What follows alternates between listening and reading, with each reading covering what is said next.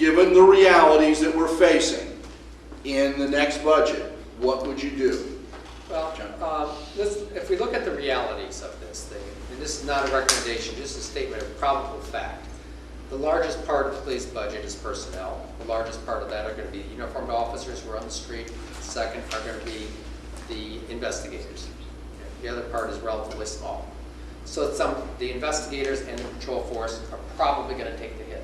I don't see any way around that. Okay.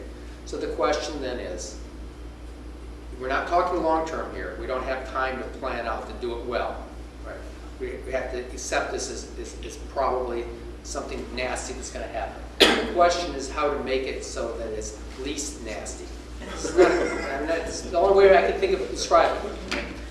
So we have to systematically look at what's going to happen with that. So you remove some uniformed officers from the streets. The officers, particularly on Fridays, Saturday nights, high call volume nights, are going to be even more overwhelmed with work.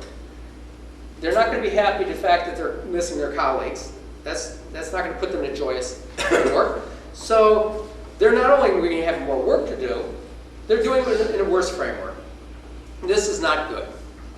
We have to find ways of citizens saying, look, it was nice in 1960 that no matter what I did, I could call the police and the police would come, right? We now have to say, no, police will not come to a large number of things we used to think. Can't afford it, wasn't sustainable then, not sustainable now, we're just going to bite the bullet. We could charge people, I like that idea, or we could not go, that's another idea. But one way or another, we're going to have to live within our budget. And we're going to have to do that. We cannot ask these officers, these young men and women, highly trained, very dedicated, to answer all of the calls we currently have them answer with fewer numbers. They're having a difficult enough time as it is. And we have a very large police force per capita. Okay? Their police to the common person out there is a free service. And what we know about free services is this. You give us things for free, we consume more of it than we should. Right? That's what makes us fat.